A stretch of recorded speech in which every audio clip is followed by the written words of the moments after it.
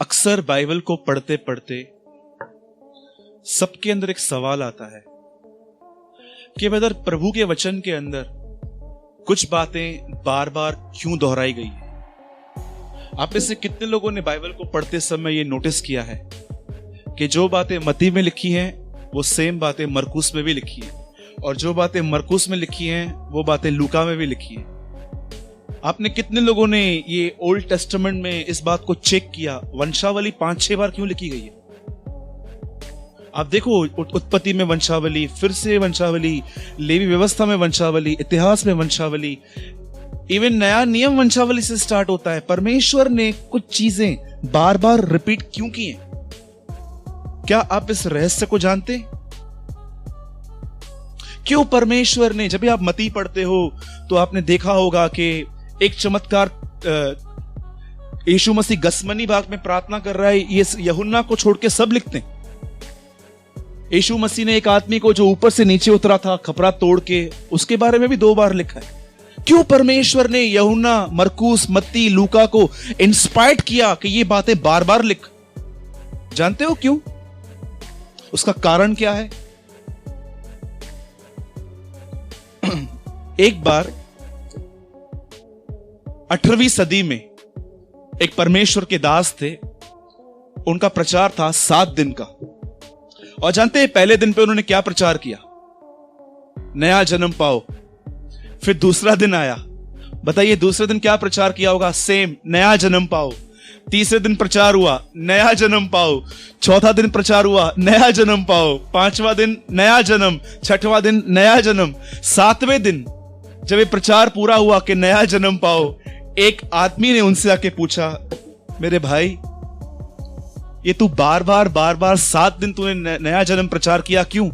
जानते हो उस आदमी ने उत्तर क्या दिया? बोला, इसलिए ताकि तुम्हारा नया जन्म हो। कितने लोग मेरी बात समझ रहे हैं? उस आदमी ने सिर्फ एक उत्तर दिया, बोला इसलिए प्रचार कर रहा हूं क्योंकि नया जन्म होना जरूरी है। क्यों परमेश्वर बार बार वही बातें समझाता है बाइबल के अंदर? क्योंकि वो जानता है कुछ बातें एक बार पढ़ने से आदमी नहीं समझता। क्यों यीशु मसीह की पूरे खानदान के लिए लिखा गया है, इब्राहिम, इसहाक, याकूब, ये सब एक एक का नाम क्यों?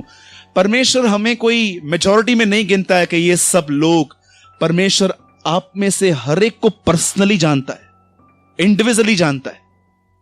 इवन आपको पता है, अगर आप परमेश्वर से ये कहोगे कि प्रभु मेरे पास बाल कितने हैं, तो उसने आपके बालों की काउंटिंग करके रखी है। इवन आप उसे ये कहोगे ना, बता प्रभु 600 नंबर बाल कौन सा है, तो आपको ये बाल दिखाएगा, इट्स 600। क्यों उसने हमारे बाल तक गिन के रखे हैं? ये दिखाने के लिए कि एक स्पेशल लुक है मेरा तुम्हारे ऊपर। कई बार हमको लगता है कि परमेश्वर कहां है, हमारी सुद्धि क्यों नहीं लेता? बाइबल के अंदर तो हम इतना पढ़ते हैं, इसकी हेल्प की, इसकी हेल्प की, वो स्पेशल फेवर मुझे क्यों नहीं मिलता है? मेरे पास एक ब्रदर आए थे बहुत समय पहले, उनके ऊपर 30 से 40 लाख रुपया कर्जा था। तो उन्होंने मुझसे बात पूछी, बोला ब्रदर मैंने बहुत सारी गवाहियां सुनी है टीवी पे कि मेरा ये उतर गया, मेरा वो उतर गया, पर परमेश्वर मुझे वो स्पेशल लुक क्यों नहीं देता? आखिर मैं सालों से प्रार्थना कर रहा हूं। तब मैंने उस भाई को ये बात समझाई कि ब्रदर, परमेश्वर आपका कर्जा जरूर उतारेगा, लेकिन उसके फेथ, उसके लव पर शक मत करो। आपको पता है, जब परमेश्वर ने आदम से कहा, हवा से कहा ये फल खाओ, एक्चुअली उसको फल खाने के लिए नहीं, वो उसके अंदर डाउट डाल रहा था कि परमेश्वर जो है ना, वो प्रेमी परमेश्वर नहीं है। मैं आपसे एक सवाल पूछ के हम मीटिंग में स्टार्ट करेंगे। बताइए, जब 3:17 जब यीशु मसीह यरदन नदी पे आए तो क्या आवाज आई उनके लिए? सब जोर से बोलिए, यह मेरा, बोलो, प्रिय। 4:1 में शैतान यीशु के पास आके क्या बोलता है? यदि तू परमेश्वर का पुत्र है तो। बताइए कौन सा वर्ड मिसिंग है? बोलो, प्रिय। 3:17 में लिखा है तू मेरा प्रिय पुत्र है। 4 में लिखा गया है क्या तू परमेश्वर का पुत्र है? कौन सा वर्ड उसने मिसिंग किया? आपको पता हूं, हमेशा डेविल आपको ये रियलाइज करने की कोशिश करवाएगा कि तेरा जो लाइफ है ना आज, वो तेरे कामों की वजह से मिजरेबल है, पर ऐसा बिल्कुल भी नहीं है। याद रखिएगा, शायद ये बात बहुतों को हजम नहीं होती है, लेकिन आप हजम कर लीजिए। परमेश्वर का प्रेम मनुष्य के आज्ञा पालन पर निर्भर नहीं है। याद रखिए, परमेश्वर का प्रेम आपकी उपवास, आपकी प्रार्थना, आपकी बाइबल स्टडी पर निर्भर नहीं है। लास्ट टाइम हमने मीटिंग में सुना था, यीशु मसीह को पहली बार देखने वाली एक ऐसी स्त्री थी जिसके अंदर से 6 दुष्ट आत्माएं निकाली थी प्रभु ने, मरियम मगदलिनी। पढ़िएगा मरकुस का अकाउंट, वो कहता है मरियम जिसके अंदर से प्रभु ने 6 दुष्ट आत्माएं निकाली थी। आप बिलीव कर सकते हो, एक ऐसी लेडी जो प्रोस्टिट्यूट थी, जो अपने बदन को गंदा करती थी, प्रभु ने पहला दर्शन उसे दिया था यह दिखाने के लिए मैं पापियों के लिए आया हूं। आज मैं आपसे एक बात पूछता हूं, आप में से कितने लोग परमेश्वर की फेथफुलनेस और लव को जानते हैं? Tell me. डीएल मूडी ने कहा एक विश्वासी का सबसे गंदा और घटिया पाप यह है कि वो परमेश्वर की विश्वास योग्यता पर विश्वास नहीं करता। Do you no, 18th century में एक सेंट था डीएल मूडी, उसने कहा मनुष्य का सबसे बड़ा पाप यह है he never believe in God's faithfulness. वो परमेश्वर की विश्वास योग्यता पर भरोसा नहीं करते। कितने लोगों ने तीमुथियुस में यह वचन पढ़ा है, चाहे तुम अविश्वास की दिशा में क्यों न रहो परंतु वह विश्वास योग्य बना रहता है। He is faithful remain। जानते हो उसका मतलब क्या है? टेल मी, इस वचन का अर्थ क्या है? चाहे तुम अविश्वासी भी बने रहो परंतु वह विश्वास योग्य बना रहता है। कितने लोग इस वचन को पहले कभी सुन चुके हैं? मुझे एक जगह बताइए अपने पास्ट में, एक जगह जहां पर परमेश्वर ने आपको नीचे किया है। टेल मी, बताओ, एक प्लेस बताओ। आप में से कितने लोग कभी कभी ये होमवर्क करते हैं कि आप अपने बैक लाइफ में जाते हो, पास्ट में जाते हो और आपने परमेश्वर के लिए क्या क्या किया है ये नहीं परंतु परमेश्वर ने आपके लिए क्या किया है वो याद करते हो। ये बहुत इजी है याद करना कि प्रभु के लिए मैंने ये किया, प्रभु के लिए मैंने वो किया, लेकिन आप में से कोई ऐसा है जो बैक में सोचता है अबाउट गॉड्स फेथफुलनेस? बताइए, how many people are here? कितने लोग हैं जो प्रभु की विश्वास योग्यता को देखते हैं? वो मत देखो। आपको पता है इंग्लिश में एक बहुत अच्छा वर्ड लिखा है कि जो लोग इस बात को भूल गए हैं कि प्रभु कितना विश्वास योग्य रहा है, लिखा है they are blind and short look. It means उनको अंधा दिखता है, अब वो धुंधले दिखते हैं, जो भूल गए हैं कि उन पर कैसी कृपा की गई है। आज मैं आपको 1 मिनट के लिए 1 मिनट देता हूं खाली आपको। आप सोचो परमेश्वर ने आपको पास्ट में कब नीचे किया। सोचो। आप सोचते थे मैं गया, आज तो मैं गया और अचानक वो आपकी मदद करता था, सिर्फ ये दिखाने के लिए डिपेंड अपॉन मी। आज मैं बाइबल में से भी आपको एक ऐसा आदमी दिखाऊंगा और मैं आपसे पूछूंगा बताओ ये गलती है कि ये अच्छी बात है? ठीक है, बोलो जय मसीह की।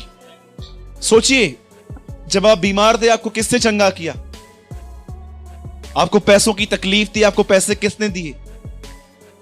कोई टाइम था आप हर चीज के लिए दूसरों पर निर्भर रहते थे, पर जब वो निर्भरता टूट भी गई तो प्रभु आया आपकी मदद करने के लिए, आपके बच्चों का भविष्य बनाया, सब कुछ वो करता है आपके लिए। और हम अब भी अविश्वास में रहते हैं।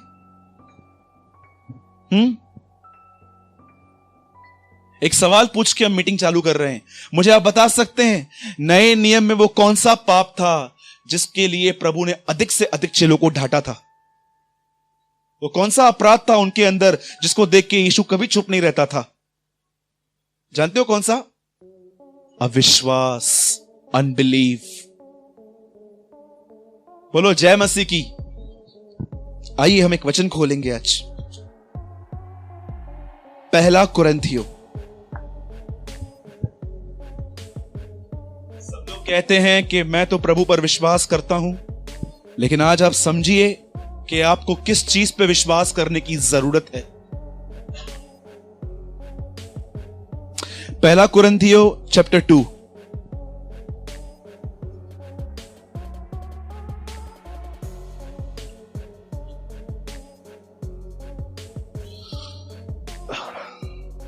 हम सब ओपन करेंगे 1 कुरिन्थियों। जिनके पास मेरी तरह बाइबल है 229 पेज नंबर है। और उसका पढ़ेंगे चैप्टर 2 5वां वचन।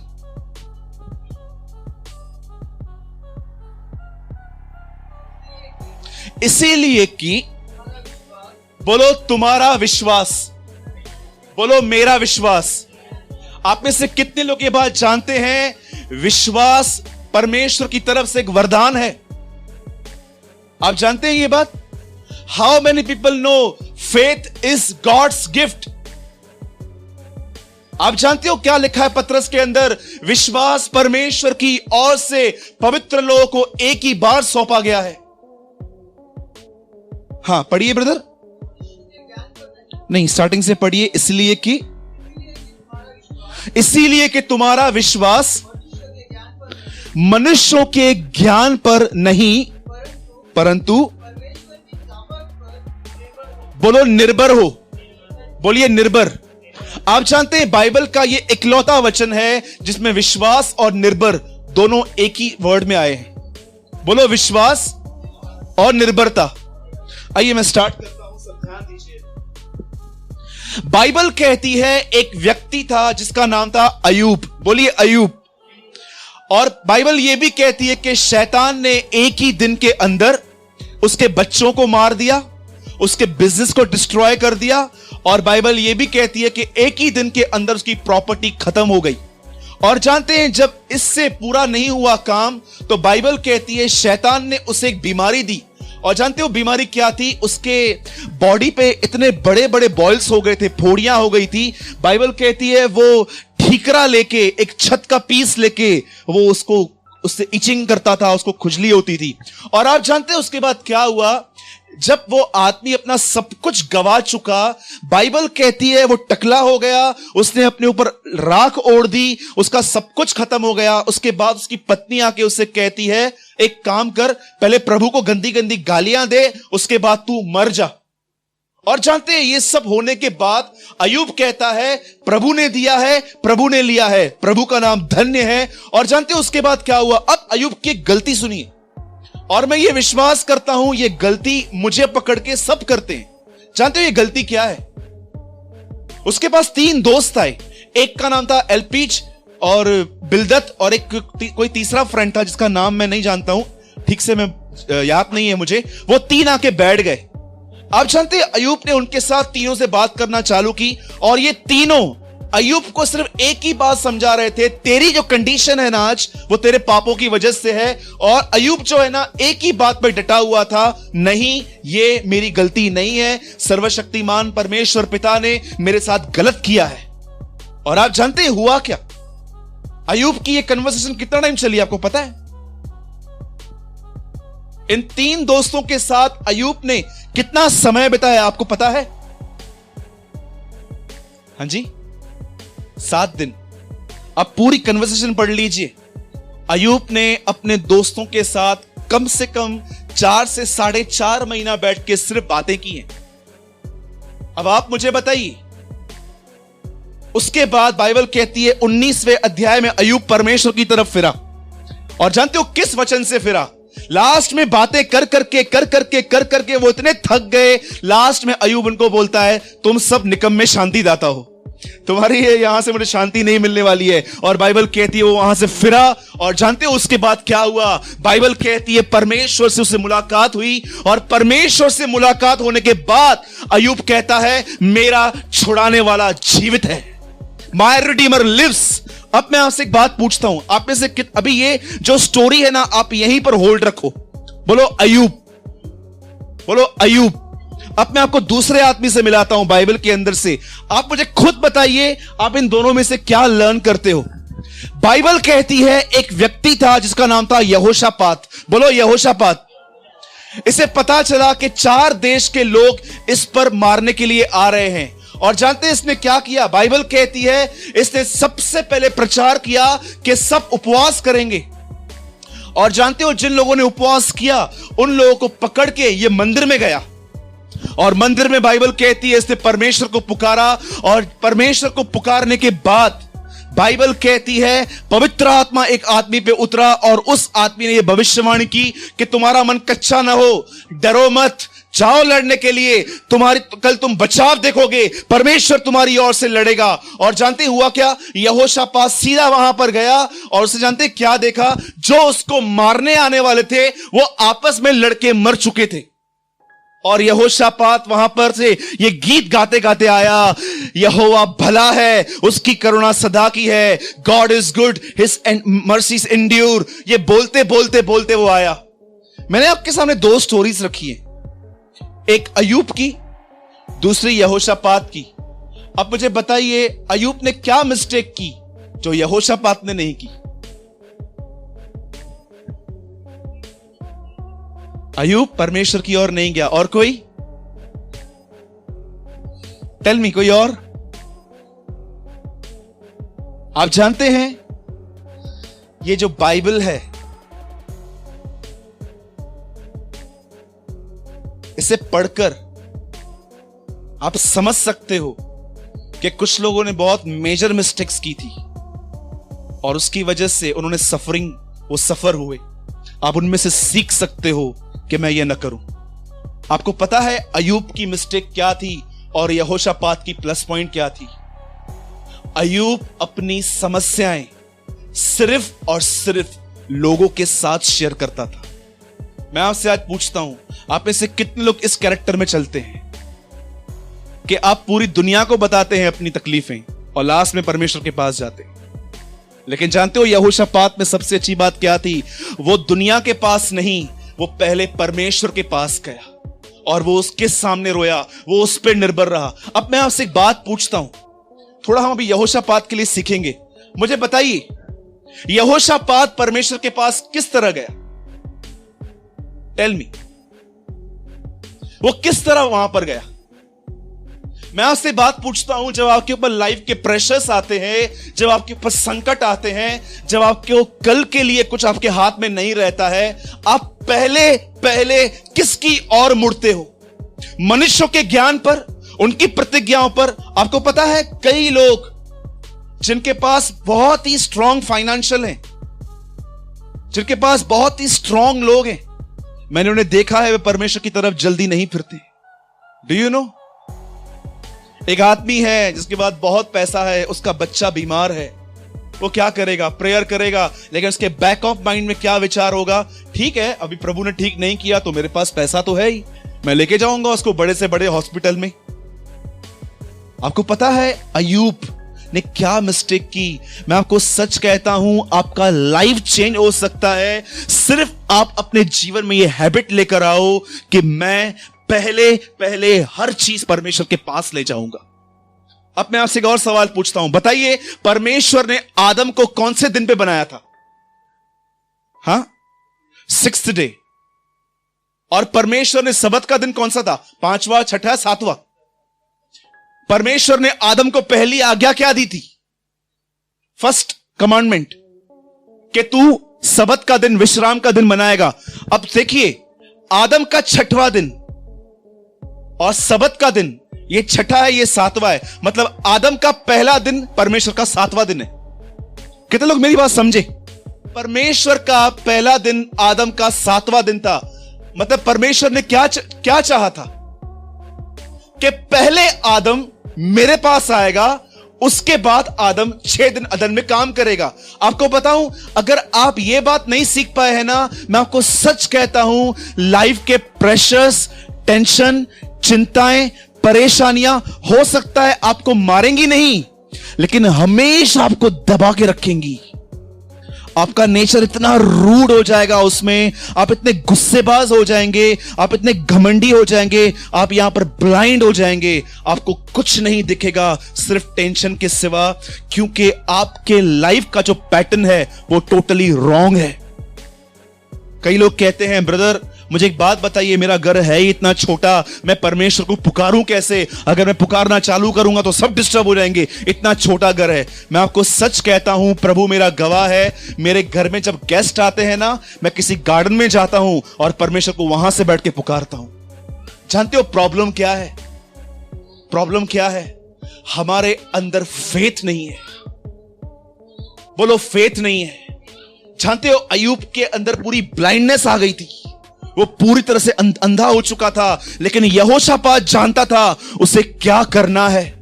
आज मैं मीटिंग को 5 मिनट पहले पूरी कर रहा हूं। मैं चाहूंगा आज हम मीटिंग को बंद करके हम सब यहां पर खड़े होंगे और अपने अपने लिए परमेश्वर को पुकारेंगे। आज यहां से कितने लोग पुकारेंगे? सोचो, हम लोग कभी कभी अपने माइंड में कितना सफर करते हैं। अय्यूब को देखो, सब कुछ उसका चला गया, तब वो पहले इंसानों के पास जाता है। उसके बाद जब वो देखता है कि अब मेरे साथ ह्यूमंस डिस्कशन कर करके मैं थक गया हूं, लेकिन यहोशापात से सीखो, वो पहले ही परमेश्वर के पास गया। और जानते हो परमेश्वर को कैसे पुकारता है? कितने लोगों ने यहोशापात की प्रेयर पढ़ी है? आपको मैं एक होमवर्क देता हूं, घर जाके यहोशापात की प्रेयर पढ़ो। मैं आपको सच कहता हूं, इतनी चाबियां हैं उस प्रेयर में। 2 इतिहास 20 अध्याय में, जानते हो जब पहले पहले वो प्रभु के पास जाता है, पहली चीज वो क्या बोलता है? वो इतना डर गया था बेचारा, वो इतना डर गया था, वो सीधा परमेश्वर के पास जाके कहता है, क्या तू स्वर्ग में परमेश्वर नहीं है?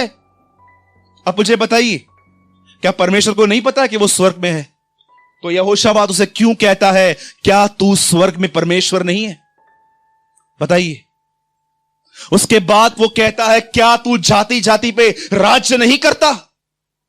उसके बाद जानते वो क्या बोलता है? देख ये बड़ी भीड़ जो हमें मारने के लिए आ रही है, इसके सामने हमारा तो बस नहीं चलता, परंतु हमारी आंखें तेरी ओर लगी रहेंगी। क्या प्रेयर है! आप में से कितने लोग प्रभु को यह कहते हैं, प्रभु बहुत डिफिकल्ट लग रहा है, सब कुछ मुझे नहीं समझ में आ रहा है। मैं आपको सच कहता हूं, कई बार मैं प्रभु को कहता हूं, प्रभु मेरे पास ज्ञान है पर मेरे पास उतनी बुद्धि नहीं है। प्रभु, नॉलेज और विजडम में फर्क है। आज बहुत सारे लोगों के पास नॉलेज है, विजडम नहीं है। मैं प्रभु को कई बार बोलता हूं, प्रभु मुझे बुद्धि नहीं है इस बात से बाहर आने की, पर मेरी आंखें तेरी ओर लगी रहेंगी। जानते हो आज बहुत लोग घमंडी क्यों बन चुके हैं? बोलो घमंडी, बोलो घमंडी। हम सोचते हैं सिर्फ घमंड माफ न करना है, सिर्फ घमंड जो है ना वो किसी को गंदा बोलना है, सिर्फ घमंड जो घमंड है वो सिर्फ ये है कि किसको सुना देना है। पर मैं आपको बताऊं, घमंड का एक और फल है, और मेरे ख्याल से वो हर में थोड़ा थोड़ा रहता ही है। जानते हो घमंड का सबसे बड़ा साइन क्या है? यू नो, घमंडी आदमी कभी प्रेयर नहीं करता है। बताओ क्यों? Do you know? Pride never pray. घमंडी आदमी कभी प्रे नहीं करता है। क्यों नहीं करता है आपको पता है? क्योंकि उससे परमेश्वर के रास्तों से अधिक अपने रास्तों पे भरोसा होता है। और जानते हैं ये प्रेयर कब करते हैं? जब सारे रास्ते इनके खत्म हो जाते हैं, then they come in zero place, then they pray. Pride never pray, याद रखिएगा। जानते हो जब आप देखते हो कि मेरे लाइफ में प्रेशर्स हैं, प्रॉब्लम्स हैं, परेशानियां हैं, लेकिन फिर भी आप लड़ते रहते हो। जानते हो क्यों लड़ते हो? क्योंकि आप अपने आप में एक बादशाह इंसान हो। आपको लगता है मैं सब कुछ कर सकता हूं, लेकिन आप जानते हो जब आप इन घुटनों पर आते हो और खुदा के सामने कहते हो, प्रभु मुझसे नहीं हो रहा, मैं बहुत टेंशन में हूं, मैं बहुत परेशानियों में हूं, आप परमेश्वर को दिखाते हो, lord my ways are fail, I believe in your ways. जानते हो पौलुस क्या कहता है? अपना जो विश्वास है वो मनुष्य के ज्ञान पर नहीं परंतु परमेश्वर की सामर्थ में रखो। मुझे बताइए, मैं आपसे एक सवाल पूछता हूं, सब यहां देखिए 2 मिनट के लिए। मुझे बताइए, सारा को 99 की उम्र में बच्चा कैसे हुआ? बाइबल कहती है जहां पानी पड़ा रहता है वहां पर जमीन नरम होती है, इंसान अंदर चला जाता है। लेकिन लिखा गया है जब इजरायली लाल समुद्र में उतरे तो वो जो भूमि थी वो सूखी हुई थी। लिखा है विश्वास ही से वो ऐसे समुद्र में उतरे जैसे वो सूखी भूमि पर उतर रहे थे। कितनी बड़ी बात है, सालों से वहां समुद्र था, वहां पर चलना पॉसिबल ही नहीं था, लेकिन बाइबल कहती है वो विश्वास से चले और वो जो जमीन थी वो सूख चुकी थी। सोचो जब दानियल को पकड़ा गया सिंहों की मांद में, वो किसी को हाथ पैर नहीं जोड़ रहा था, यार मैंने कुछ नहीं किया है मुझे छोड़ दो, क्योंकि उसे पता था उसके उस बिल के अंदर जाने से, उस सिंहों की मान में जाने से पहले परमेश्वर वहां होगा। यहोशू को देखो, जब वो वहां पर चक्कर मार रहा था दीवार को, वो ये नहीं सोच रहा था हम कुछ कर नहीं रहे हैं। ही believe in the power of God कि परमेश्वर इस दीवार को तोड़ेगा। इसीलिए पौलुस कहता है मनुष्यों के ज्ञान पर नहीं परंतु परमेश्वर की सामर्थ पे भरोसा करो। Believe in the power of God. जानते हो 8:11 रोमियो में क्या लिखा है? जिस परमेश्वर ने अपने पुत्र को अपनी सामर्थ से जिलाया वो तुम्हें भी जिलाएगा। Believe in the power of God not the wisdom of man, English में ऐसा लिखा है। जानते हो विजडम ऑफ मैन क्या होता है? इन दिनों में बहुत सारे लोग जब प्रॉब्लम होती है ना, एक दूसरे के साथ बैठते हैं। ये गलत नहीं है, लेकिन वो जानते हैं क्या करते हैं? उनसे सलाहें लेते हैं, ये ऐसा है, ये ऐसा है, ये ऐसा है, ये ऐसा है, ये ऐसा है, और ये सलाहें लेने के बाद भी वो डिस्टर्ब ही रहते हैं। आपको पता हो किसी से सलाह लेना प्रॉब्लम और गलत बात नहीं है, लेकिन पौलुस कहता है सिर्फ सलाहों पर जीवन जीना परमेश्वर की उस सामर्थ पे भरोसा करना नहीं है। मुझे एक बात बताइए, अगर आप सचमुच ये बिलीव करते हो यू आर द गॉड, जो आपका परमेश्वर है वही इब्राहिम का था, वही यहोशू का था, वही मूसा का था, वही यशाया का था, उसी ने यीशु को जिलाया था। मुझे आप बताइए, अगर आप इस परमेश्वर पे विश्वास करते हैं तो आपको कितना बोल्डली जीना चाहिए। आज से बहुत साल पहले एक परमेश्वर के दास से मैंने एक बात पूछी थी, ब्रदर विश्वास क्या होता है? एंड ही से ओनली वन वर्ड, और वो चल दिया आगे, उनकी ट्रेन थी। He said risk is faith. Risk लेना विश्वास। सोचो, एक आखिरी बात बता के मैं प्रचार पूरा कर रहा हूं। समझिए, आप लोग शायद कई लोग ये बात नहीं जानते हैं, लेकिन आज जान लीजिए। आप जानते हो बाइबल के अंदर स्वर्ग की गेट में इब्राहिम क्यों खड़ा रहता है? आप में से कितने लोग ये बात जानते हैं? आप स्वर्ग जाएंगे ना तो पहले आप यीशु और पिता से नहीं, पहले आपको इब्राहिम मिलेगा। कहती है ना बाइबल, जब गरीब लाजर मरा ऊपर गया तो उसे इब्राहिम मिला। इब्राहिम क्यों मिला? वो विश्वास का पिता है, राइट है। परमेश्वर ने क्यों डिसाइड किया स्वर्ग की गेट पे यहोशू मूसा नहीं इब्राहिम खड़ा होगा? व्हाई? Do you no? कई लोग सोचते हैं इब्राहिम ने किया क्या था? ब्रदर मैं आपको बताता हूं, हम में से बैठा कोई नहीं कर सकता है ये जो उसने किया था। अब मैं आपसे एक बात पूछता हूं, अगर परमेश्वर आपसे कहे अपना घर छोड़ और जहां तुझे जाना है मैं तुझे वो जगह बताता हूं, कोई निकलेगा घर से? आप जानते हैं क्या बोलेंगे? डेस्टिनी तो बता। आप यहां से निकले, कल्याण, अंबरनाथ, ऑर्डिनेंस, बदलापुर, अलग अलग जगहों पे घूम के आओगे। बाइबल कहती है उसे पता नहीं था वो कहां जा रहा है, फिर भी वो चलता रहा, वो चलता रहा। उसके बाद बाइबल कहती है उसकी जो बीवी थी सारा, उसका गर्भ मरा हुआ था। इंग्लिश में लिखा है बैरियल, कुछ ऐसा लिखा था वो वर्ड के बैरियल मतलब एक ऐसी जगह जहां पर जीवन आ ही नहीं सकता।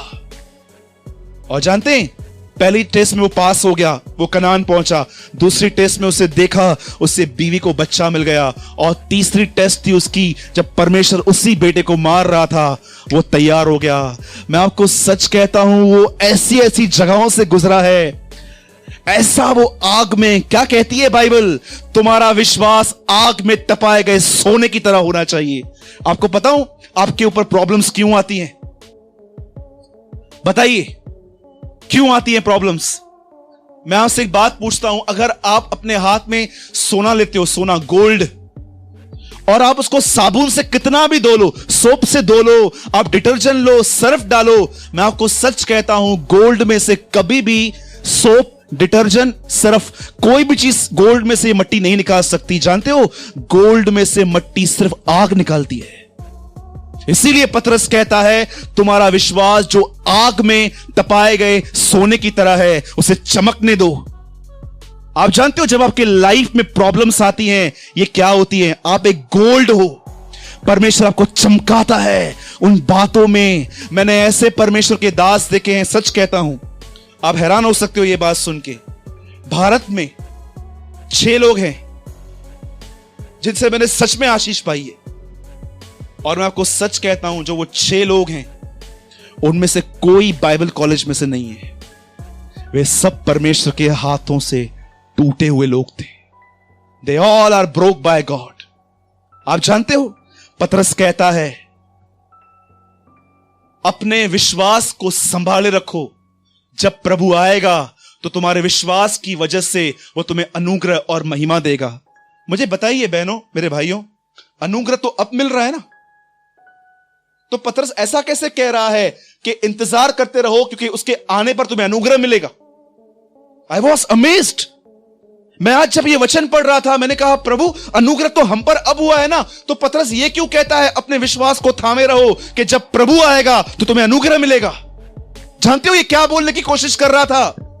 वो कह रहा था विश्वास में चलते रहो, क्योंकि जब प्रभु यीशु मसीह बादलों पे आएंगे, एक ऐसा अनुग्रह तुम पर आएगा, तुम 99 नहीं, तुम 100% उसकी तरह बन जाओगे उस दिन, और वो तुम्हें उठा लेगा। नॉट 99, 100% तुम उसकी तरह हो जाओगे। इसीलिए यूहन्ना कहता है जैसे हम हैं वैसे वो था, जैसे वो था वैसे हम हैं, लेकिन जब वो प्रकट होगा हम उसकी तरह बन जाएंगे। आपको बताऊं, जब प्रभु यीशु मसीह आएंगे तो अपने साथ एक अनुग्रह लेकर आएंगे बादलों पर। आप जब उसको देखोगे ना, आप उसकी तरह बन जाओगे, वो आपको उठा लेगा वहां पर। इसलिए पतरस कहता है विश्वास में चलो ताकि तुम वह अनुग्रह पा सको जो उसके आने पर तुम्हें मिलेगा।